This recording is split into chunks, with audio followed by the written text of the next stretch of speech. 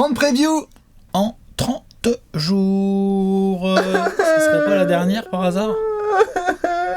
Qu'est-ce qu'on va foutre pendant un an là du coup? Ah, fait chier. Hein? On va s'ennuyer, non? Je sais pas. Ouais. À la fin de cette vidéo, on vous retrouve évidemment en août. Rendez-vous fin septembre 2020. Yeah. Et non. Ah, il va y avoir plein de choses cette année sur Trash Talk. Mais avant ça, on va terminer ce feu d'artifice en beauté. Ce sont les 30 previews en 30 jours. Elles touchent à leur fin. Ça y est, la saison NBA est devant nous. Toutes ces journées d'impatience, toutes ces arrivées, ces départs analysés, ces Gérard d'or distribués, ces trolls devant la caméra, c'était chouette. Tout à fait, ces analyses d'experts. Exactement, avec un H majuscule. Et on va terminer avec l'équipe qui avait le meilleur bilan de la NBA la saison dernière.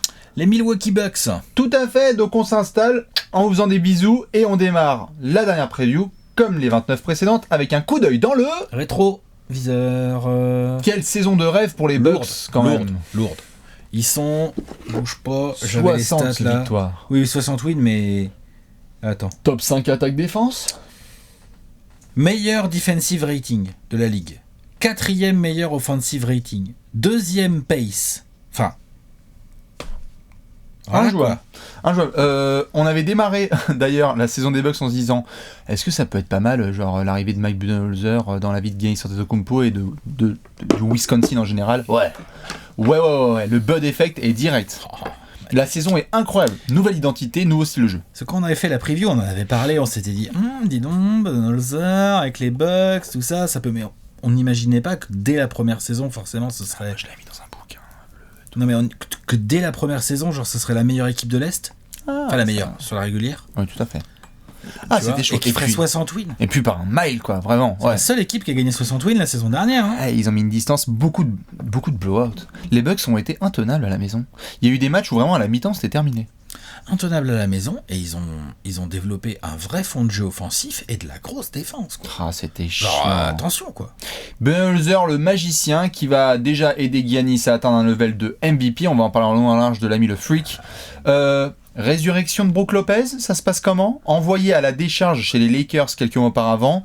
Limite, le mec, c'est une révélation à Milwaukee. Mais l'utilisation des joueurs en général, Brook Lopez, tu fais bien d'en parler, mais Bledsoe, George Hill, Malcolm Brogdon, Pat Connaughton, Chris Middleton, je crois qu'on va en parler dans les prolongations, mais genre il peut dire merci. Hein. Ça va. Tu vois? Non, c'est clair, tout le monde connaissait son rôle, sa place au quotidien.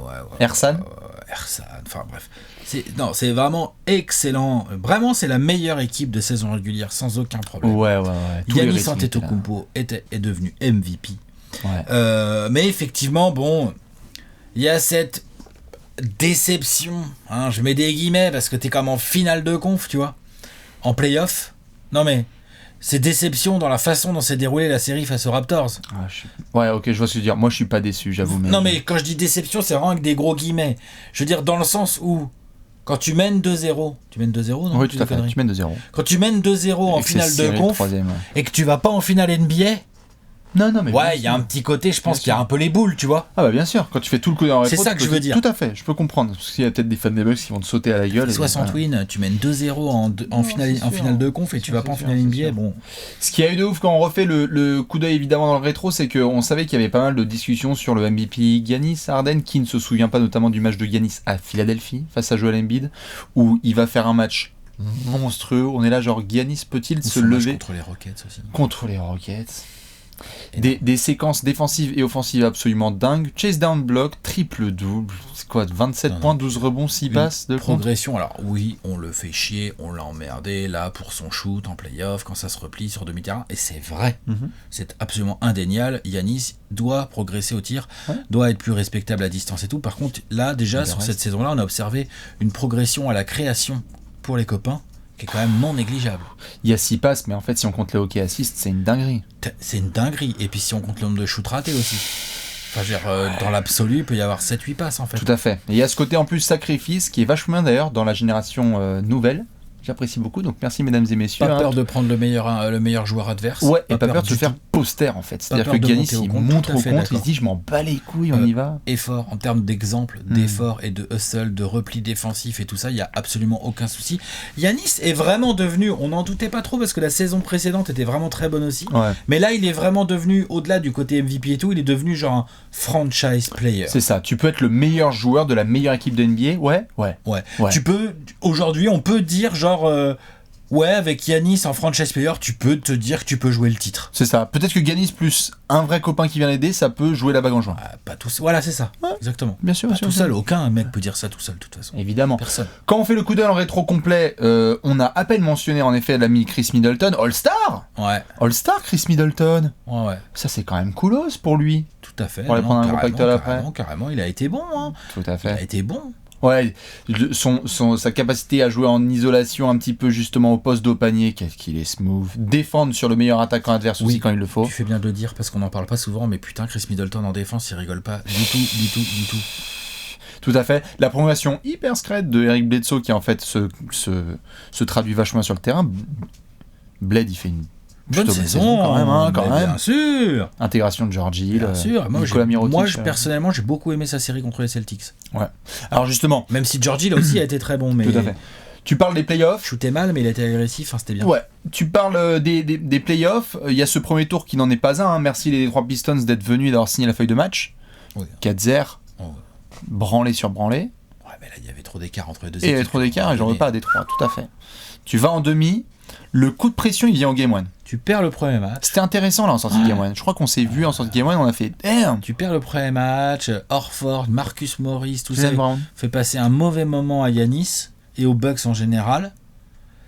Et en fait, derrière, ce qu'on a vu et qui est vachement intéressant et qui permet d'être très optimiste pour l'avenir des Bucks, c'est ce côté, genre, on s'attendait à se dire, il va faire quoi comme ajustement Budenholzer. En fait, il n'a pas fait vraiment d'ajustement tactique pur. On peut toujours discuter de changement de minutes ou de rotation, il y en a eu et tout, mais surtout ce sont des Bucks qui étaient dans la continuité de leur régulière et qu'on dit non, attends, on va continuer à jouer, on va leur rentrer dans la bouche et ils vont craquer. C'est ce qui s'est passé. Ça aura duré 48 minutes pour Boston la série, parce que derrière... Et je disais, j'aimais bien la série de Bledsoe, il n'a pas très bien shooté, il n'a pas été très efficace au tir. Par contre, il a mis une pression, et même il a fait continuer à driver, à mettre la pression sur la raquette et tout. Exactement. George Hill a été exceptionnel dans la série contre les Celtics, franchement magnifique. La phrase. Mais c'est vrai. La phrase. Et puis on a un match chez Brook Lopez, non, qui prend feu là, c'est contre les Celtics. De toute façon, Brook Lopez sur la saison. Voilà, donc. Tu vas en finale de conf. Tu vas jouer Toronto. Tu démarres extrêmement bien ta série. Bien sûr, puisque à domicile, tu fais le taf. 2-0. Normalement, c'est bien. Quand tu vas à Toronto, ça va commencer à coincer. Plusieurs éléments. Déjà, quand on parle des playoffs, on ne peut pas ne pas citer le fait que Malcolm Brogdon ne soit pas tout le temps là avec ses copains. La réintégration, elle se fait au fur et à mesure. Contre les Raptors, il a des moments. Mais c'est à ce moment-là que Bledsoe, notamment... Ouais. Sa série est pas bonne. Ça va pas trop. George Hill non plus. Non, mais clairement, les deux là. L'un ni l'autre. Après, il y a Giannis qui se retrouve dans un auto-noir Siakam Kawhi, là, quand même. Tout à fait. Avec des Gasol et des Ibaka qui l'attendent et tout, puis il n'arrive pas à s'en sortir et à trouver les solus qui devrait y avoir un peu de pull-up, un peu de 3, un peu de mi-distance et tout. Il s'est fait un peu engouffrer là-dedans. Tu vois les limites aussi du système Bud, ou même si c'est très très bien, quand ça commence à avoir des joueurs intelligents, comme tu le dis en défense, si les shoots de Brook, Ersan et Nico Mirotic, ça ne rentre pas, ça devient compliqué. Je sais pas si c'est les limites du système Bud vraiment, ou si c'est plutôt les limites des joueurs des Bucks à ce moment-là, à l'instant T. C'est un mélange de plein de choses, évidemment, c'est pas juste une seule chose, mais je trouvais qu'il y avait beaucoup de rentre dedans, et parfois pas ce côté ajustement sur certaines match-ups. Après, c'est pas pour enlever du crédit aux Raptors. Hein. Ils avaient besoin d'un Giannis plus dominant aussi. Hein. Et aussi, puisqu'il y a eu des Giannis. Faut le dire. Moi, j'adore le joueur, attention. Hein. Bien sûr. Juste. Ouais. Au lancer. Et il s'est fait manger. Faut le dire. Et puis il n'a pas été le premier à se faire manger par Kawhi Leonard. Hein. C'est clair. Mais même Siakam lui a fait beaucoup de mal. Oui. Non, c'est sûr. C'était aussi une bonne leçon pour Giannis, en effet, qui s'incline tout simplement avec les Bucks en finale de conférence. Tu mènes en effet 2-0, mais quand tu regardes un an arrière, tu te dis wow. Mais bien sûr. On peut être la meilleure équipe de l'Est en saison régulière et aller jusqu'en finale de conf en année 1 de Budenholzer. Wow. Giannis, il y a 25 ans. Hein. Let's go. Carrément. Bien sûr. Non, ça pour le coup, magnifique saison des Bucks, qui après vont regarder malheureusement les Raptors devenir champions NBA, malheureusement pour eux, c'est comme ça. Il n'empêche qu'il y a un copain qui est parti du côté de Los Angeles, que la conférence Est est peut-être encore plus à redessiner. et que le management il s'en est occupé. Ouais, disons que c'est pas si simple que ça finalement l'été à gérer pour ce genre d'équipe. Ah non, comment tu fais? Tu dépenses qui sur quoi? Hein? Est-ce que c'est prolongation à gérer et tout? T'as pas forcément envie de chambouler ton effectif, tu viens de gagner 60 fois, donc à un moment donné... Tu progresses, donc comment tu fais? Tu vois, voilà, exactement. Et ben, il y a plein de décisions qui ont été prises par le management de Milwaukee. On va regarder ça Allez. En détail tout de suite dans le marché de l'été. Les grands tableaux. Tac. Le grand tableau. Et alors oui, tu en parlais, moi je te propose d'attaquer tout de suite. Boum, les prolongations des Bucks. Middleton la blinde. 170 sur 5. C'est ça qu'il a eu? Truc dans ce genre, je crois. Hein. Plus? Non, mais dans ce genre-là. La grosse, la blinde. La blinde. George Hill, prolongé. Et Brook Lopez, prolongé. Ce qui fait que tu gardes l'efficacité dans ton système, c'est-à-dire le bras droit de Giannis, Middleton, le mec qui space et qui fait du gros taf aussi au contre, Brook Lopez en deuxième rideau. Ouais. Et George Hill en ton option. espèce de backup meneur, sixième homme, tout ça, expérience, défense, capable de mettre un petit 3 de temps en temps, enfin quand même. Hein. Bien sûr, il faut dire qu'il fallait aussi conserver George Hill parce qu'il y a un copain qui part dans l'Indiana. Malcolm Brogdon, qui était agent libre, c'est lui... C'est pas rien. Sera donc pas conservé, ce n'est pas rien. Il faut dire qu'en même temps, dans l'Indiana, ils lui ont mis 85 sur 4 ans, chose que Milwaukee n'avait pas du tout envie de faire et que ça aurait bloqué beaucoup trop d'autres choses pour eux. Je peux comprendre qu'ils ne l'aient pas fait. Oui, ils se sont retrouvés dans une impasse. Même si d'un point de vue sportif et d'un point de vue rotation, on va y passer dans la section d'après, c'est clair que Brogdon apportait, hein. On peut pas dire le contraire. C'est la plus grosse perte, hein, parce qu'après, il y a du Mirotic dans les départs. Bon, Pau Gasol, hein, c'est pour l'anecdote. Tony Snell, qui était dans un trade, Trim Frazier, John Lawyer. Non. Voilà, bon, ça c'est quand même plus anecdotique. Tony Snell, ça compte. John Horst, le GM, a dit bon, bah clairement, on garde nos cadres, nos piliers. Brook Lopez, Giannis, Middleton, Eric Bledsoe, George Hill. Enfin, ça a marché, on continue, les frères. Et puis ce que j'aime bien, c'est qu'au-delà des prolongations, le mec s'est penché a réfléchi à faire des bons petits coups. Il a utilisé le côté on vient de gagner 60 wins et d'aller en finale de conf, donc le côté hyper attractif sportivement parlant, Giannis, tout ça, machin, pour faire des bons petits coups. Déjà, il fait venir le frangin Lopez. C'est con, mais je pense que c'est une bonne idée. Non, Robin, c'est cool. Pas du tout le même profil. Hein. Rien à voir. S'attendent à du space and shoot, non. Mais je pense que t'as les deux frangins Lopez dans ton vestiaire et tout. Fun. Ils ont de l'expérience, ils sont, entre guillemets, c'est comme tu viens de dire, pas les mêmes profils. Enfin, j'aime bien le côté protection de cercle de Brook Lopez qu'il a amené la dernière avec son côté shoot à 3 points. Mais par séquence, je pense qu'un petit Robin... Robin, c'est un pilier, vraiment. Pour le reculer, faut c'est s'y pas mettre. mal. Hein. Ah ouais, non, c'est super. Et puis, pour les deux, avec les mascottes, c'est génial. Les frères Lopez dans la même team. Moi, j'aime bien. Ensuite... Même si vous avez les gitans, c'est trop bien. Les petits coups en mode vieux vétéran qui vient là, qui va apporter des choses bien spécifiques. Kyle Korver, Wes Matthews. Ah bah ça, je suis en connaissance de cause. Kyle Korver sous Budenholzer, moi j'ai eu la trick pendant 8 mois. Hein. Premièrement, après il est plus vieux, ça fait longtemps. Ouais, mais là il va se régaler comme never. Hein. Et Wes Matthews, ok, il a galéré à revenir de blessure et tout, il est certainement un peu cramé physiquement et tout. Il a quand même de l'expérience, il a quand même quelques qualités qui peuvent, sur des toutes petites séquences, servir aux Bucks. Bien sûr, c'est pas minable. Non, bien sûr, tu préfères Korver ou Matthews? Je prends Korver. Je sais pas. Je veux bien voir Matthews sur un terrain d'abord. Bien sûr. Ils ont pris Dragan Bender de chez toi? Et bah ça, alors là, écoute, franchement, moi, Dragan Bender, je veux bien voir sous Budenholzer ce que ça peut donner. C'est tellement... Je veux bien voir. Là, j'ai l'impression que cette saison-là, ça va être... Je suis désolé, hein. Pourtant on a parlé un peu... Prélude des Suns, hein. J'ai l'impression qu'il y a plein de mecs qui se sont barrés comme ça. Bon, pour Joe Jackson, ça va être compliqué. Ouais, parce que moi j'ai fait le pari de Joe Jackson quand on a fait la preview des Grizzlies. Bon, ils m'ont pas trop écouté visiblement. C'est le pari chez KFC. Visiblement, il a l'air relou quand même. Ça va être Joe un peu Jackson. tendu, hein. Mais Bender, ça peut être hyper fun, dans le système de Bud. Il a montré qu'il avait un tir. Il a montré qu'il avait du QI basket. Il est encore très jeune. Donc.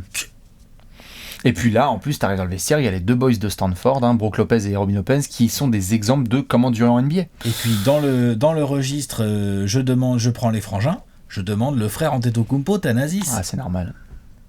Deux fratries dans la même équipe, ça c'est fort. Je sais pas si Thanasis va jouer des masses. Non, mais... Mais en tout cas, c'est bien joué de la part du management d'utiliser un spot en mode t'inquiète, Giannis, on te met bien, frère. Oh ouais. Si tu veux qu'on prenne du fraté, on va prendre du fraté. Tu veux qu'on ait récupéré Costas aussi ou... Quel âge il a le petit dernier là, le Alex? Faire gaffe parce que Pelinka il a été malin, il a fait on va prendre Costas chez les Lakers comme ça au cas où. Ouais, tu parles. Arrête. Genre Giannis vélo Lakers. Allez-y. Séquencez-moi ça. Bref, non mais en tout cas, ouais, voilà, Thanasis. Donc, ce que je veux dire par là, c'est que les prolongations, je valide complètement le travail qui a été fait, personnellement, même si j'aurais aimé, dans un monde de bisounours absolu, qu'il y ait une discussion et qu'il y ait une embrassade entre Chris Middleton et le management, en mode, mais ouais, les gars, bien sûr, je vous kiffe, vous savez quoi, je vais prendre que 140 sur 5 ans parce que je veux qu'on ait du cap et tout, machin. Bon, évidemment, ça n'est pas arrivé. Mais sinon, le côté Middleton, Lopez, Hill qui prolonge, les bons petits coups, franchement, c'est pas trop mal géré cet été. C'est un été pas trop mal géré. On est dans tout à fait. On est dans la continuité. Ça, je trouve ça très bien. Ouais. Attention à ne pas vraiment. Hein. On va en reparler et voir comment ça se passe chez les Pacers avec Brogdon à la main, mais attention au départ de Brogdon. Ah bah évidemment. C'est parce que dans le coup d'œil dans le rétro, Brogdon c'est un des nouveaux mecs qui a rejoint le club du 50-40-90. Mais non, mais c'est un excellent shooter. En plus, il est combo, il défend, joue 1, il joue 2, il défend. Ah mais c'est un excellent joueur. Je pense que les Bucks, ils ont les boules d'avoir dû le laisser partir. Mais ils se sont bien débrouillés. Sauf je suis assez d'accord. Le problème, c'est que pour le garder, je pense que tu devais absolument payer moins Middleton et genre pas garder George Hill. Et Middleton, je pense qu'il a pas laissé trop de shots. Voilà, exactement. Donc je pense que c'était mort d'entrée. Tout à fait. Ce qui est cool, c'est que comme on a dit, on est dans la continuité. Mike Budenholzer, il va avoir quelques choix à faire, mais ça devrait pas non plus être trop complicado. On va s'y pencher quand même. Il y a du choix. T'es chaud ? Ouais. Allez. On va parler de ça tout de suite en détail dans le 5 majeur.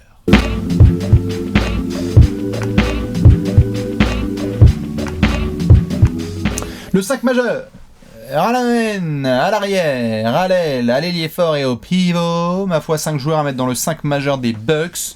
On est dans le bureau de Mike Budenholzer. On tape des têtes comme lui. Et on va essayer de mettre 5 joueurs direct à l'entre-deux. 5 locks. Combien de locks ? Je dirais plus 4. Allez. Et je pense qu'après, il y a une ouverture à une discussion éventuelle. Allons-y. Eric Bledsoe ? Oui. Giannis Antetokounmpo, oui, je pense. Chris Middleton aussi, non ? Oui. Brook Lopez. Donc on en a 4. Voilà. Et après... Au choix. Pour moi, c'est plutôt un poste un peu 2, enfin un exter 2, quoi. Donc est-ce que ton titulaire, c'est Sterling Brown ? On est entre Sterling Brown, Pat Connaughton et d'autres copains aussi. Pat Connaughton, je pense pas que Corver va être titulaire, quand même. Hein ? Wes Matthews non plus. Je pense pas qu'il va mettre du Bledsoe, George Hill d'entrée.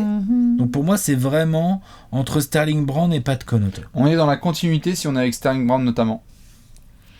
Ouais. Parce qu'il a été bien responsabilisé l'année dernière et c'est un des garçons qui vient de la formation Milwaukee où ils aiment bien. Les playoffs Pat aussi. Et Pat Connaughton aussi. Non, bien sûr, il est hyper intéressant et il est vraiment dans le catch and shoot, je défends bien. Et puis alors le seul Pat Connaughton. C'est un coin flip vraiment là-dessus, mais on reste sur le même 5 majeur qui a mis des tôles à un paquet de monde, c'est-à-dire grosse défense, avec sur la première ligne extérieure confiance totale, et ensuite derrière Giannis et Lopez en second rideau. Ils ont fait un taf monstrueux, on va repartir sur la même chose. Et tu galopes en contre-attaque. Et puis, t'as des options pour faire ta rotation. Allons-y. T'as George Hill déjà sur le poste de meneur en fonction de comment tu veux jouer. Tout à fait. Là pour le coup les Corver et les Wes Matthews sortiront du banc, on verra comment ils seront utilisés, vraisemblablement avec parcimonie. Ça peut te mettre quelques shoots, ça peut te faire quelques coups de vétéran. Ouais, à surveiller notamment le développement de Dante DiVincenzo pour voir ce que ça peut donner parce qu'il aurait aimé avoir un peu plus de temps de jeu l'année dernière. Et il a été blessé aussi un peu. Ouais, c'est ça. Donc il a le talent. Mais carrément, il va être développé, moi j'y crois. Voilà. Ensuite t'as toujours Ersan Ilyasova. Oui. T'as Robin Lopez, donc t'as un duo Ersan-Robin Lopez en sortie de banc pour soulager ta raquette. Ouais. Plus le petit DJ Wilson, plus Dragan Bender. C'est ça, Wilson a surveillé. Bon, t'as Nazis, je sais pas trop comment il sera utilisé, et bien évidemment pas de Connaughton. Donc t'as quand même une profondeur d'effectifs quand même très intéressante. Ouais, je sais pas si c'est un contrat garanti, parce qu'ils ont eu Luke May, là, le mec qui a fait le taf à North Carolina. Je crois pas. Avec Kobe White et Nasir Little. Ouais. J'ai l'impression que c'est pas un two-way, c'est Cameron Reynolds et Frank Mason 3, je crois que j'ai un two-way sur l'affiche. Mais oui. Frank Mason 3, il est là-bas ? Tu vois, je ne pas dans mes fiches. Okay. Je sais ce que j'ai, mais bon. Mais oui, il y a des options. Ça, c'est cool. Et puis, on change pas l'identité. C'est pas comme s'ils avaient fait un recrutement où tu bouleverses ton rythme de jeu, ça galope, ça shoot. Ça défend dur. Analytics. Ouais, complètement. À fond la caisse, à Milwaukee. On est sur du 3 et puis, space. Toujours évidemment autour du duo Giannis Middleton, qui est quand même... on s'excite, Kawhi Paul George, LeBron Anthony Davis, Middleton n'est pas dans cette classe de superstar. On est bien d'accord. N'empêche que le duo qui l'année dernière a fait le plus de wins en NBA, celui-là, c'est Giannis Middleton. Ça c'est sûr. Donc, tu vois, parce que Middleton, clairement, il n'est pas dans la catégorie superstar. Par contre, en termes de lieutenant, non, je suis d'accord. C'est vraiment pas dégueu. Il défend, il peut prendre. Moi, j'ai bien aimé, c'est notamment dans la série contre les Celtics où on l'a vu pas mal être en galère avec son tir, mais beaucoup créé pour les copains. Ouais. Et donc peser quand même. Tout à fait. Je trouve ça vachement intéressant. Non, c'est clair. Lui sera surveillé. Parce qu'on s'est posé la question, et je vois pas pourquoi on la ferait pas pour lui, on s'est posé la question sur Nikola Vucevic, de je rentre dans mon année de contrat, je fais le gros taf, et après, on va voir. Je pense que ni toi ni moi pensons que Middleton va soudainement glander ou non on est d'accord, je pense que c'est un mec qui taffe dur et on verra quel genre de cap il peut passer, mais c'est ça le truc. On va voir aussi quel genre de cap potentiellement ce groupe qui est quand même très dans la continuité peut passer, parce que tout à fait, parce qu'on a parlé de Vucevic, mais on a parlé aussi de Tobias, hein, quand on a parlé de prolongation contractuelle. Ouais. Et Middleton, on peut pas le nier, il a pris une blindasse, bien sûr. Et il va falloir que ça se concrétise sur le terrain. Ouais. Il faudrait qu'il augmente quoi en fait un peu Middleton. Tu peux refaire une saison comme la précédente, pourquoi pas, hein. Faudrait un peu plus quand même. Moi j'aimerais bien qu'il score un peu plus. Je pense que c'est important qu'il score un petit peu plus. Bouge pas. Combien il a, 18 ? Tu veux que je regarde ? Non, j'y suis là. 18,3 points, 6 rebonds, 4,3 passes. 44% au shoot, un de ses pires pourcentages en carrière. 37,8% à 3 points, ça c'est bien. Prends pas plus de tirs, mais marque un peu plus, un meilleur pourcentage. On est d'accord. Par exemple. Il a vraiment... Putain. Il a son pire pourcentage en lancé en carrière l'année dernière. Il a un pourcentage moyen à 3 points. En tout cas, il est en dessous de sa moyenne en carrière. Et il est clairement sur un de ses pires pourcentages au shoot. Il faudrait que Middleton soit un peu plus adroit. On a déjà vu ça, on a parlé avec Evan Fournier il y a des années avec et des années sans. Hein. Je veux dire, Evan nous disait, putain, je rentrais pas un shoot extérieur, etc. Ça fait chier, j'aimerais bien le faire la semaine prochaine. Faudrait que Middleton, comme tu le dis, un peu moins pour un peu plus. Ouais. Meilleur pourcentage pour un peu plus de points. Ouais. Parce qu'il prenait moins de shoot que la saison précédente. Hein. Un peu plus à 3 points, quoi. Il prenait 3 points par match par rapport à 5 l'année précédente. Budenholzer. Ouais. L'autre, il aime bien ça. Hein. Ça. Et un tout petit peu plus de lancers aussi. 3 seulement provoqués par match. Un peu plus agressif, c'est vrai. C'est peut-être ça la vraie clé, en fait. Faudrait. L'agressivité de Middleton. Faudrait que Middleton nous fasse ça, parce qu'après, j'ai pas envie de demander non plus le beurre et l'argent du beurre à Brook Lopez, qui est déjà ressuscité. Donc, franchement, c'est super. Je sais pas ce que je peux demander de plus, quoi. Bon, l'autre, c'est un killer à 3 points. La même, quoi. Et il fait plus de 2 comptes par match. Vas-y, refais-nous la même, gros. Ah, c'est clair. Oh. Bledsoe. Bledsoe, il fait quand même une bonne saison l'année dernière, hein, moi je trouve. Hein. Perso, j'ai bien aimé sa saison. Ils l'ont prolongé en scred en cours d'année, ce qui était vraiment pas con. Bledsoe, là où il peut passer un cap, c'est genre, vas-y gros, est-ce que tu peux, s'il te plaît, scorer dans les matchs où l'équipe en a vraiment besoin. Quand ça compte. Putain. Est-ce que t'es la troisième tête en fait ? C'est bien, il est agressif, il est tout musculeux, il va au drive, il peut mettre la pression quasi tout terrain en permanence au meneur adverse, mais est-ce que tu peux, Eric Bledsoe, s'il te plaît, arrêter de pull-up à 6,80 m, juste devant la ligne à 3 points, pour envoyer de la bricasse quand c'est important ? Putain. Il a montré qu'il était capable à Phoenix. Quand il y a eu un espèce de moment d'éclair comme ça, il a montré qu'il pouvait tenir régulièrement. On y a cru. Ouais, moi-même j'y ai cru, je dis il pouvait faire plusieurs matchs clutch à plus de 20 points et tout. Ouais, mais clutch, je veux bien. Moi, c'est plus le côté genre. Ce que j'aime pas chez Bledsoe, ce qui m'a saoulé, notamment face aux Raptors. Face aux Celtics, c'est plutôt bien débrouillé. Après, les lignes arrière des Celtics, il les a vraiment déboîtés. Mais face aux Raptors, tu vois, il avait du Danny Green, du Kyle Lowry, donc des gars malins, Vislar et tout, qui lui laissaient un peu d'espace pour prendre des pull-ups, des mi-distance ou des 3 et tout ça. Et là, Bledsoe, il s'enferme un peu là-dedans. Moi, j'aime pas voir Bledsoe commencer ses matchs par des 3 points et tout, des pull-ups, des machins. Ça me saoule. Non, ça me saoule. Bledsoe, c'est un joueur. Son rythme. Sa vitesse, il doit utiliser sa vitesse. Il doit essayer d'être agressif. Il doit aller chercher les gros. C'est ça, c'est Eric Bledsoe. Après, une fois qu'il est en confiance, là, il se met à shooter. Éventuellement. Mais là-dessus, Bledsoe a un step à passer. Il y a un cap, ouais. Dans le système Budenholzer, il peut carrément le passer. Il peut être le slasher de la bande. Ouais. Et moi, je crois que ça doit être son rôle, avec Giannis, évidemment. Hein. Non, on est d'accord. Évidemment. Et il faudra surveiller dans tout ça, dans l'effectif, puisqu'on était là dans le 5 majeur, l'espèce de copain qui peut passer le cap, le step suivant. C'est-à-dire qu'on venait de parler de Pat Connaughton, de Dante DiVincenzo. Parce que là, on parle des 4 du 5 majeur, mais il faut que ce banc continue à être productif. On va pouvoir compter sur les vétérans, comme d'habitude. Mais il faut qu'il y ait un mec à talent qui ressorte un petit peu de ça. Ouais, il va Sterling falloir. Brown a montré qu'il avait du potentiel. Après, les rotations de Budenholzer vont être très importantes aussi. L'année dernière, il y a un truc qu'il a extrêmement bien géré, c'est Giannis qui sort très tôt dans le premier quart, bien sûr. mais qui revient dans le deuxième pour défoncer la seconde unité adverse. Face à tous les coachs qui ont des rotations un peu binaires, ça les fait tue trop mal, bien chaque sûr, bien fois. sûr. Mais Donc tu vois, ce genre de choses, il va continuer Budenholzer. Donc on va voir quel équilibre global il va pouvoir trouver. ouais, faudra vérifier les jeunes. S'il y en a un qui sort du lot, ça va vraiment super. aider les Bucks, ce serait trop Si bien. DiVincenzo tout d'un coup. Dante, Pat, on est d'accord. Jalen bien Adams, sûr, bien Sterling sûr, Brown. bien sûr, bien sûr, on est À d'accord. surveiller de très près. DJ Wilson, hein, je sais pas. Bon. On est d'accord. S'il arrive à réintégrer bien la rotation. Ouais. Mais tout ça va nous mener à une grosse question. Le question of the death. Tu es prêt ? Allez, vas-y, envoie. C'est l'heure de la question de la mort.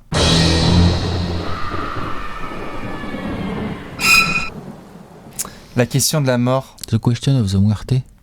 la dernière question de la mort de ces 30 prévus en 30 jours. Preconta de la muerte. Nous sommes dans le bureau de Mike Budenholzer et de tous ses assistants. Et on va devoir se poser une grosse question. Alex, c'est laquelle ? Quel est l'objectif minimum pour les Bucks sur cette saison 2019-2020 ? L'année dernière, ils ont fait premier de l'Est, ils sont allés en finale de conf. Donc déjà, je te donne un indice. L'objectif minimum, c'est pas top 4 et demi-finale de conf, quoi. Non, mais tu vois. Voilà. Bah moi, je vais te le dire, parce que c'est l'objectif minimum. Hein. Ouais. Genre. Alors. Oula. Comme vous voulez. Vous voyez, vous faites comme vous voulez. Jeu de main, jeu de vilain. Est-ce que si tu vas juste en finale NBA, Non, ça va, faut... Ouais.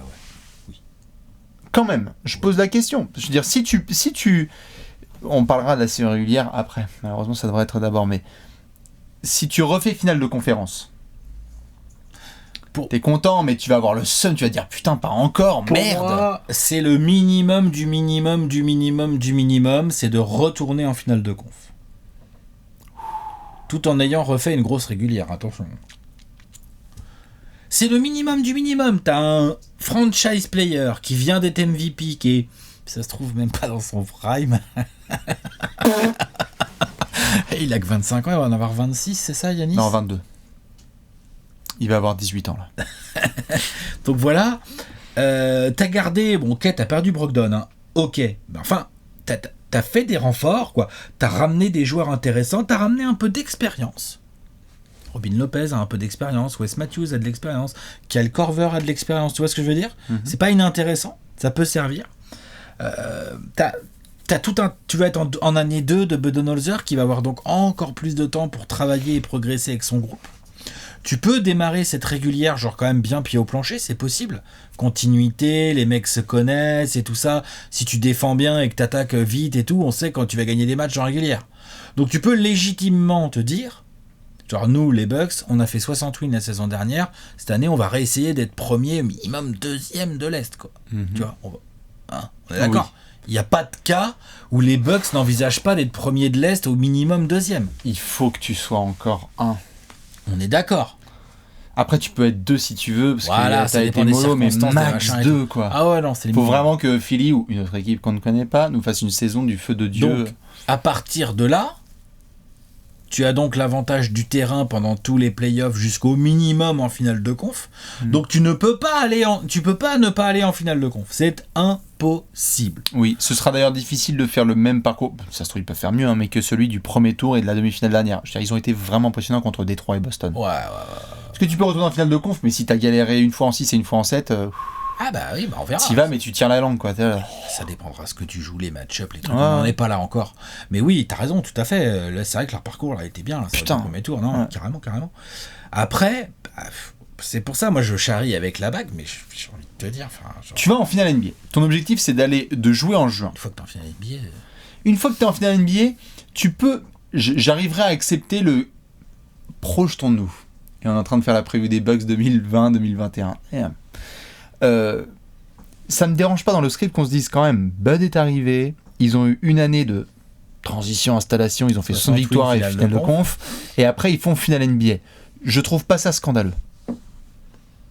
Non. Après, si tu te fais sweeper comme un connard en finale NBA, oui, en effet, c'est frustrant, mais je ne serais pas outré si ces Bucks-là vont en finale NBA et s'inclinent contre un mastodonte de l'Ouest, quoi. Qui a plus de superstar system, faut aussi regarder ce qu'il y a en face. Donc pour toi, l'objectif minimum concrètement, c'est quoi? C'est premier de l'Est, minimum deuxième et finale NBA? Pour moi, je trouverais ça potentiellement dur, moralement, de voir Philly te passer devant sur la saison régulière, notamment par rapport aux affrontements qu'il va y avoir entre ces deux équipes, parce que les objectifs, c'est aussi qu'à chaque fois que tu Ça peut aussi rencontres... être une motivation pour les playoffs. Bien sûr, et puis dans les objectifs, j'ai envie de dire, à chaque fois qu'il y a Philly-Milwaukee, les frères... Ah bah moi je regarde la télé, hein. Je regarde le League Pass. Ah bah déjà, on est branché... Ou quoi. Ah bah on va être sous perf. Clair. C'est clair et net. Hein. Mais il va falloir donc, on le sait, que tu remportes ce match collectivement et que tu envoies un clair message à Philly.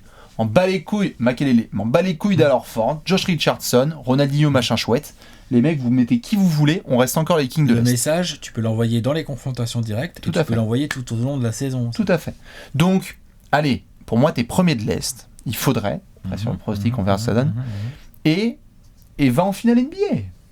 Va en finale NBA. Si tu t'inclines, moi, en tout cas, je suis pas choqué, mais va en finale NBA. Pour une raison simple, et c'est là qu'on en vient à un sujet potentiellement touchy, ou pas, chacun ses sources. On est sur 25 842 697 $ la saison pour Giannis. Et la suivante, on est à 27 528 090. Et ensuite, t'es agent libre. Si tu montes pas de progrès, je dis pas que Giannis va dire « Oh non, ça y est, c'est mort, je veux changer de marché, je veux partir. » Parce que jusque-là, il a une communication absolument exceptionnelle par rapport aux Bucks. On sait la tâche qu'ils ont, mais prends pas ce risque-là. Prends pas ce risque de faire juste finale de conférence et d'avoir été deuxième à l'Est. Parce que là, Giannis, vu ce qu'il est en train de nous montrer, il va commencer à faire... Ça dépend aussi de lui. C'est-à-dire... Lui aussi, il a la pression. Ah oui, bien sûr. Genre, quand tu dis quel est l'objectif minimum pour les Bucks, il y a aussi quel est l'objectif minimum de Giannis, quel est l'objectif minimum de Bledsoe, de machin, de truc. Tout à fait. Giannis, c'est quoi son objectif minimum? Back-to-back MVP. Voilà, candidat au moins pour les MVP, Ouais. parce qu'on sait que back-to-back MVP de régulière, c'est très très compliqué. C'est violent. Mais ferme des bouches sur ton shoot. Par exemple, tout à fait. Genre, il te défend pas, il te laisse 2 mètres pour shooter. Ouais, Bah, si tu peux en mettre 45%, 47% dans le champ, c'est ça. et puis monter à 35, un truc un peu honorable à 3 points, Ouais. tu sais que, attention. Tout à fait. Et les trucs qu'on a vus l'année dernière, je crois que t'en souviens, on en avait déjà parlé, c'est genre Blake est en ville, je peux défendre sur lui. Il l'a fait, ça déjà. Bien, et c'est ce que je dis, c'est qu'il faut qu'il refasse ça. Ah, il va le refaire. Quand Il a- Kawhi est en ville, quand LeBron est en ville, quand machin est en ville, tu vois, à chaque fois qu'il y a ces gars-là, à mon avis, qu'ils prennent ce le combat, challenge-là. mais il refuse pas le combat, Ouais. Giannis. Je te pose la question, s'il est... Je sais plus, parce que je pense qu'on a fait le papier en plus sur Trash Talk, mais il peut être... s'il est pas MVP, il peut être défenseur de l'année. Bah ouais. Si les Bucks défendent aussi bien que l'année dernière, donc je précise, l'année dernière, meilleur defensive rating de la ligue. L'année dernière, Il était dans le finaliste, non? Giannis Antetokounmpo, il aurait été élu défenseur de l'année devant notre Rudy Gobert national. Personne n'avait été choqué. Bah franchement, on n'aurait pas pu faire genre c'est quoi ce scandale, hein. blasphème. Non, T'es d'accord, hein? clairement. Donc à mon avis, la saison ça peut être pareil. Donc il y a aussi quelles sont les expectations minimum de Giannis? Toi, tu lui mets quoi? À Giannis, Mhm. bah, être encore une fois candidat MVP. Montrer à tout le monde que genre, ouais, comme tu viens de le dire, il peut progresser sur son tir. Peut-être même il peut progresser dans la création encore, Giannis. Mhm. Enfin, franchement, un peu encore. Il y a encore un petit peu de marge, moi, je pense. Est-ce que Giannis Antetokounmpo, c'est un mec qui peut être pas loin des 30 points avec 12 rebonds et 7 putain de passes décisives? Non, mais je sais Oui, pas. bien sûr. Tu vois ce que je veux Bien dire? sûr qu'il peut. C'est ça le truc, quoi. Moi, je pense qu'il peut, et quelque part, il faudra, parce qu'il va avoir une grosse compétition et concurrence sur sa gueule, et entre ce qui s'est passé, je crois qu'il l'a mal pris, ce qui s'est passé, notamment déjà en finale de conférence, avec Kawhi. Il y avait quelque chose de très mano à mano. Ah, il l'a mal pris. Il y avait quelque chose de très mano Après, à il a mano. passé un mauvais moment à la Coupe du Monde. Et Enfin, après, je veux dire, Coupe à un du Monde, moment ouais. donné, Giannis, là, il y a au moins un truc dont je ne doute pas. Il arrive, le couteau, il est entre les dents. Voilà.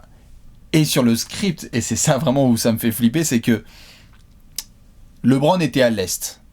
Il est parti, on s'est fait de l'apéro l'année dernière, où on s'est dit, je crois que la question de la mort sur les Bucks, c'était est-ce que Giannis est le meilleur joueur de la conférence Est, ou un truc comme ça.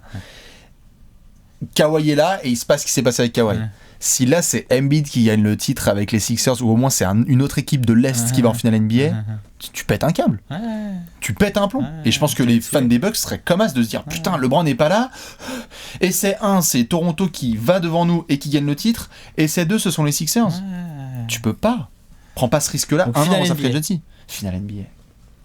Après, Objectif minimum, messieurs les daims. Ouais, franchement, allez-y. Et après, je veux dire, au sein de la saison, on l'a fait pour les Clippers sur la preview, au sein de la saison, comme tu l'as dit, à titre individuel, il faut qu'il y ait des joueurs qui progressent, il faut que tout le monde soit en feu et que la hype soit toujours aussi là, quoi. Ouais, je suis d'accord. Remporter des grands matchs en antenne nationale. Ouais. Maintenir cette conversation autour de... Ok, vous aviez dit que c'était peut-être moi le meilleur joueur au monde quand LeBron n'était pas là. En fait, LeBron, il est là. Kawhi, il est là. Et peut-être que c'est moi, en fait, le meilleur joueur au monde. En fait, faut qu'il soit MVP, quoi. Vas-y, gros. Ou champion. Ou champion. Tout à fait. À la Kawhi. Pas grand-chose sur la régulière, et puis derrière... Ouais. Je vois où tu vas en venir. C'est chenapan, là. Eh bien, dites-nous ce que vous pensez de cette question de la mort. Quel est l'objectif minimum pour ces Bucks par rapport à la saison régulière? Déjà, quel spot 1-2? On évite de mentionner 3. Et puis, est-ce que c'est encore finale de conf ou on va en finale NBA? Ou est-ce qu'on va l'emporter, la petite babague? On verra. Ce sera le premier titre depuis quoi, les années 70? Ils en manquent un, 71. C'est ça, c'est magnifique. C'est tout ce qu'ils ont, les Bucks. Karim. C'est déjà pas mal. C'est déjà très très bien. Nous, on va devoir se pencher, je crois, que sur un trophée du peuple. The Golden. Tu es prêt? Allez, c'est parti. C'est l'heure du dernier Gérard d'or.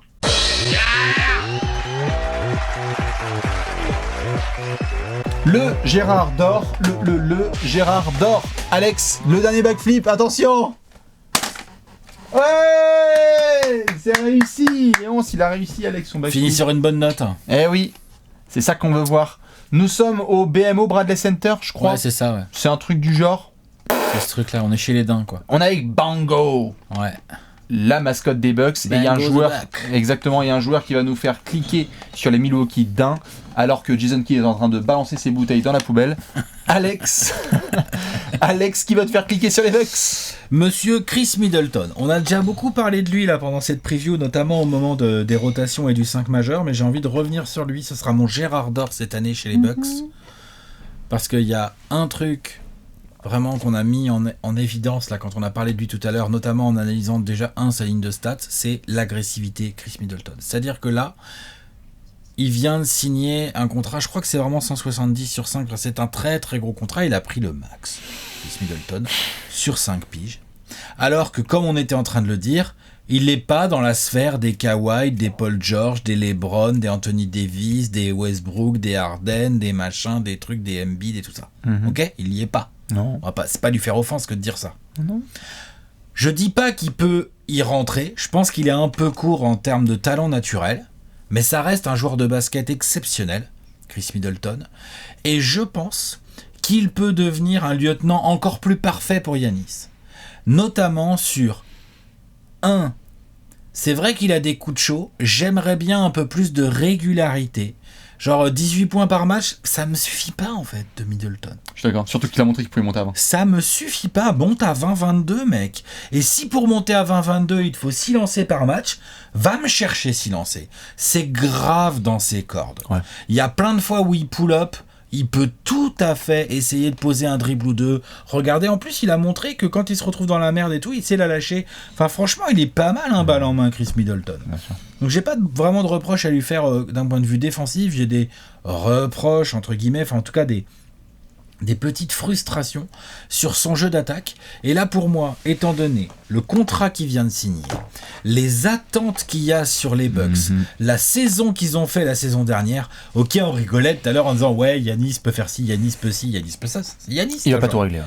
Mais merde, des mecs qui gagnent des titres tout seuls, il y en a jamais eu. Ça n'existe pas. Non, ça n'existe pas. Il n'y en a jamais eu. Mais non, vas-y, trouve-moi un. Non, vas-y. Bah si, vas-y, tu rigoles. C'est qui? Tu penses à qui?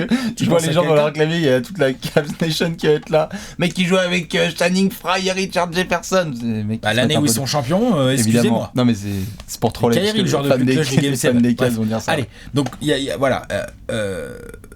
Ça n'existe pas, il te faut du lieutenant, et je trouve que Chris Middleton a le profil parfait pour former avec Giannis cette espèce de double duo d'extérieur. Enfin, genre, si Chris Middleton hisse un poil son niveau de jeu offensif, notamment juste en termes d'agressivité, je pense qu'en fait, ça change tout pour les Bucks dans leur globalité. Je suis d'accord. Ça ouvre mieux Bledsoe, ça ouvre mieux Brook Lopez, c'est plus facile pour Korver quand il rentre sur le terrain, c'est mieux pour Georgie, et Giannis, j'en parle même pas. Tu vois, genre, donc du coup, non, pour moi, ouais, c'est mon Gérard, parce que je pense qu'il détient les clés de beaucoup de choses. Eh bien écoute, à suivre Monsieur Chris Middleton, tout à fait. Attention, évitons que sur Twitter, tout de suite, pendant la saison, son contrat revienne très très vite. Je suis d'accord. J'ai pas envie de... certains... Genre, on est là, on est en train de regarder un petit match des Bucks tranquille, et l'autre, il est... tiens, un jumper à 2 millions. Ouais. C'est ça, une brique. Ça. Genre voilà, on n'a pas envie de voir ça, ça serait moche pour les Bucks. Ah, c'est clair, je suis mais bien attends, j'ai confiance, moi, Middleton. Il y a de quoi, tout à fait. On pourrait partir sur les Lopez Brothers, qui vont être évidemment des énormes Gérards dans leur interaction avec les fans, les coéquipiers et les mascottes. Je pars sur Kyle Korver, parce que déjà Kyle Korver, évidemment, c'est un amour. On adore le regarder jouer, il est beau au shoot, c'est magnifique de voir à chaque fois. Mais surtout, en fait, Kyle Korver, bon, on est à la fin de la fin de la fin. Hein. On arrive gentiment vers la retraite, tout va bien. Et on est allé retrouver l'ami Mike Budenholzer, qui est derrière, le débat est encore ouvert, sa meilleure saison en carrière, celle où il est All-Star, avec les Atlanta Hawks de 2014-2015, joli troll, avec 4 All-Stars, mais surtout dans le système qu'on a vu l'année dernière. Où on a vu des mecs comme Brogdon monter à des pourcentages incroyables. On a vu Brook Lopez faire des folies. Est-ce qu'on a bien conscience de Kyle Korver dans le nouveau système de Budenholzer ? Le temps de jeu ne va pas être énorme, mais il a la green light maximum. Ah bah, Kyle Korver, quand il rentre et il effleure la balle, il shoot. Et vu le rythme de jeu auquel joue Milwaukee, ils vont se dire, exactement, et les systèmes, à partir du moment où il y a défense correcte, rebond de Giannis, regardez Korver, il va faire comme As là, sur ses dernières guibolles, il va se mettre dans un corner, ou un corner, il va sortir derrière un screen, et c'est ficelle. Il vient de sortir d'une saison qui était pas particulièrement facile au shoot, je crois qu'il était à seulement 39,7% de réussite. Oh, il a merdé. Ouais. Et ben il n'empêche Poto que dans sa carrière, c'est pas parmi ses meilleures saisons, hein. Il est très souvent au-dessus de 40%. Donc il a aussi quelques comptes à régler, et puis c'est son dernier hurrah. J'adore Kyle Korver, j'adore le sniper, j'adore ce spécialiste, et pour un joueur comme ça qui a pas trop kiffé l'année dernière, c'était bien Utah, mais bon, avant les Cavs c'était une galère justement avec la transition post-LeBron. De le voir terminer là-dessus, je trouverais ça génial, de pouvoir profiter des catch and shoot Korver threes, quoi, parce que ce shooter, on n'en parle pas assez. On parle pas assez d'autre chose. S'il pouvait m'emmener Giannis faire 1000 shoots les jours où il n'y a pas match. Regardez ce qui s'est passé avec LeBron. Exactement. On a eu des tonnes. J'adore. On a eu des tonnes de papier sur LeBron a récupéré Korver avec les Cavs et commence à bosser avec lui au lancer et à 3 points. Il y a eu certaines séquences. Les lancers c'était tendu, tout à fait. Mais je suis d'accord, si Korver bosse avec Giannis et lui transmet 2-3 petits tricks, 2-3 clés là, exactement. Tiens, tu avec tes jambes, regarde, link to the past. Il va lui filer les clés de la casa et putain derrière. Kyle Korver pour Bibi, Chris Middleton pour Alex et bien évidemment d'autres Gérards à suivre de très près. Nous on va devoir terminer avec la grosse section. Allez, on y va. Le gros pronostic avec un K comme Bucks. Tout à fait. C'est l'heure du pronostic.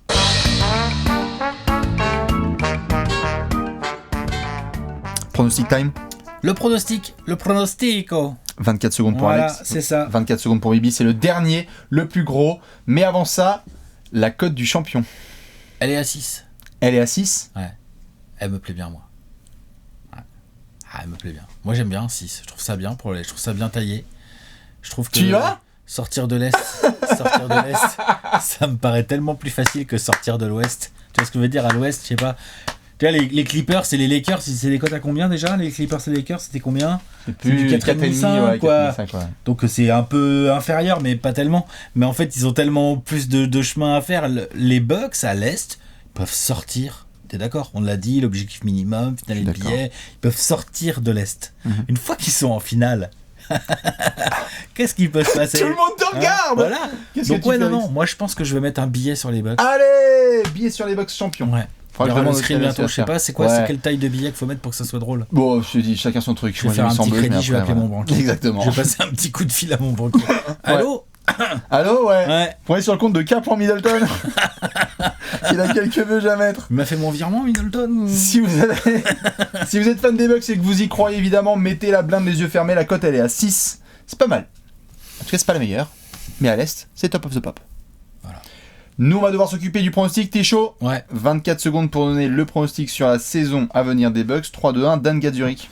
60 victoires, le même bilan que la saison dernière et la même place, premier de l'Est. Quelques mots pour argumenter là-dessus. Continuité, fond de jeu offensif, grosse défense, Giannis Antetokounmpo. Voilà.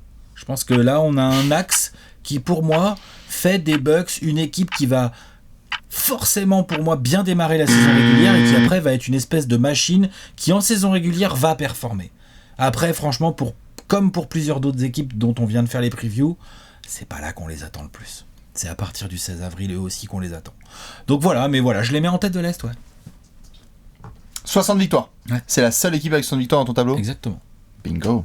Eh bien écoute, je vais te donner mon pronostic, c'est le dernier. Attention, 3-2-1, top. 56 victoires pour les Bucks. Il y en a 4 de moins, 5 de moins que la saison, 4 de moins que la saison dernière, si je dis pas de bêtises. Ils sont deuxième dans ma conférence Est. Beaucoup de home run l'année dernière. Je veux bien revoir une saison comme ça de Brook Lopez. Je veux bien revoir une saison comme ça de Bledsoe. Il y a quelques interrogations. Je pense qu'on sous-estime la perte de Malcolm Brogdon. Attention, je mets quand même 56 victoires pour tout ce que tu as dit. Giannis, un peu énervé, Budenholzer et plein de snipers autour. Mais deuxième à l'Est, très très hâte de voir toutes les confrontations face à Joel Embiid et les Sixers. Et ensuite, pour les playoffs, attention le Star System. Parce qu'en ce moment, la mode des duos, comme tu l'as dit, où est-ce qu'on classe Giannis et Chris Middleton? C'est peut-être plus d'ailleurs Giannis-Budenholzer, le duo. Ouais, et l'autre question aussi, tu vois, par rapport au fait, tu vois, moi, c'est aussi des questions que je me suis posées, c'est, tu vois, l'année dernière, les Raptors champions. Oui. On peut dire tout ce qu'on veut, ils ont bénéficié, alignement des planètes, gna gna gna, blessure de KD. Ok, on a compris, mais la seule superstar, t'es d'accord, c'était que Kawhi Leonard. Ah, oui. C'est juste qu'autour, il avait des putains de lieutenants expérimentés de ouf. Ah, je suis d'accord. C'est un modèle que je pense que dont les Bucks peuvent s'inspirer. Tout à fait, je suis assez d'accord. On a surtout un over-under dont on doit parler et si on va être d'accord ou pas. 55,5, donc t'es pile poil dedans, et moi je suis en over. Ouais. Oui. Ah ouais, putain, s'ils gagnent pas 55 matchs, là ça va commencer, attention. C'est marrant, j'ai l'impression sur 80% des previews, ah quand même, s'ils en gagnent pas 34, je crois qu'on met over sur quasi tout. Ouais, non, on n'est pas over partout. Non, il y en a où on est... Non, on n'est pas over partout du tout. Non. Je vais te retrouver au début, si tu veux. Sur les over, il y en a certaines à mon avis, on s'est dit genre pas under toute l'année. Ouais. Peut-être les Mavs, je crois, on avait dit que c'était un peu haut, non? Les Mavs, je crois que les Mavs, c'était 41,5. Ouais, les Spurs, ça a fait suer certains. Ouais. Le Heat 42,5. Ça allait. Le Thunder 34,5. J'ai l'impression qu'on a mis un petit under. Non. Voilà. Ah ouais. Qu'est-ce que je vois là? Ouais, non, les Wolves, ça me paraît correct. Les Hawks, 33. Les Cavs, je crois qu'on était en under. Les Wizards 27,5. Ah oui, qu'on est moi je crois que je suis aussi assez violemment. Ouais. Bon, tout ce qui est en bas de toute façon. Bref, voilà. On a baissé. On est bien d'accord. Voilà. Voilà pour les over-under. Du coup, nous on va montrer le gros tableau. Allez. Et voilà le tableau final. Exactement. Yes. Des 30 prévus en 30 jours, le tableau d'Alex et le tableau de Bibi. N'hésitez pas à le remplir vous aussi, car je rappelle la règle la plus importante. Quand vous venez nous clasher là dans les commentaires ou dans les pronostics, d'abord etc. avoir posé ses balls. Balancez vos tableaux. Ouais. Comment ça tu mets machin devant l'autre? Non. Balancez votre tableau et après on cause. Évidemment. Ça c'est bien. Mais le message de fin, évidemment, on doit vous remercier déjà. Des applaudissements pour Monsieur Léon qui nous a fait les magnifiques visus tout au long de ces 30 prévus en 30 jours. Merci Alex à toi, à tous les copains de la rédaction aussi qui ont été là et qui ont balancé des papiers tous les jours. C'est clair. Il y a un taf de ouf qui est fait tous les jours sur trashtalk.co. Yes sir. Donc n'hésitez pas à balancer notamment des shouts-out sur les réseaux sociaux. Merci à vous, toutes et tous. Vous étiez des centaines de milliers de milliards à nous suivre sur les 30 derniers jours. C'est un classique du YouTube Game qui reviendra bientôt. Et évidemment, le message de la fin. Et rendez-vous en septembre prochain. Exactement. Le gros troll. Le gros troll. T'es facile. Non, c'est clair. Et évidemment. Surtout, on se retrouve la nuit prochaine. Exactement. Magnifique reprise NBA à toutes et à tous. Exactement. Magnifique saison à toutes et à tous. Et à très vite sur la chaîne YouTube de Trash Talk. Ciao.